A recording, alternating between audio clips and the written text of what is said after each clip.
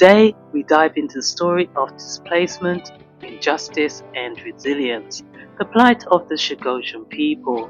For over half a century, they have fought to reclaim their homeland, the Chagos Islands, after being forcibly removed by the UK government to make way for a military base. Their fight continues today, and the latest legal battle could be their last chance for justice.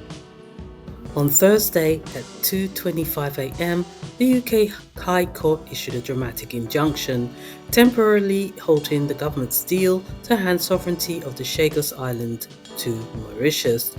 The signing ceremony, scheduled for later that day, was abandoned, triggering political chaos. The injunction was granted in response to a legal challenge from Beatrice Pomp, a British woman born in the Chagos Islands, who argued that the deal failed to consult the Chagossian people and breached fundamental human rights laws.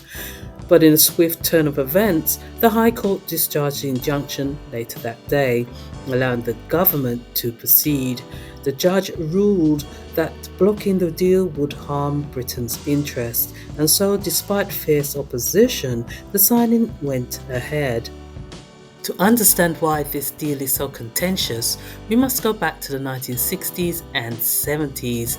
The Chagossian people lived peacefully on Diego Garcia, the largest island in the Chagos archipelago. But when the UK struck a deal with the US to build a military base there, everything changed. Thousands of Chagossians were forcibly removed, and the UK government paid £650,000 to the Mauritius government to assist in resettling the Chagossians. However, reports suggest that they were unwelcomed in Mauritius, facing discrimination and hardship. Many were left stranded, unable to return home.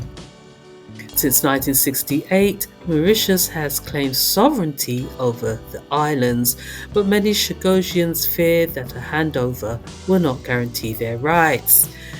They want proper consultation, resettlement, and a say in their homeland's future. As the deal moved forward, Chagossians, including the Windrush Foundation community, voiced concerns over exclusion, racial discrimination, and the lack of safeguards for non-Mauritian Chagossians.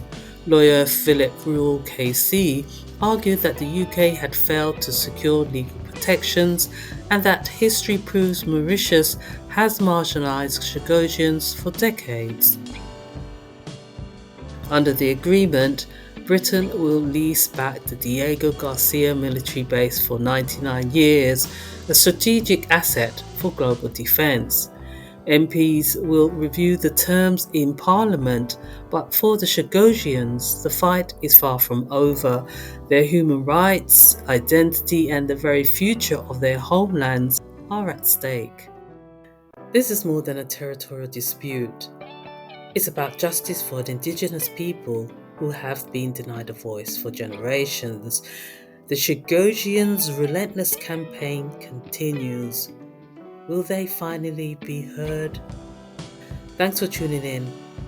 If you found this episode meaningful, share it, talk about it, and stand in solidarity with the Chagossians' fight for human rights.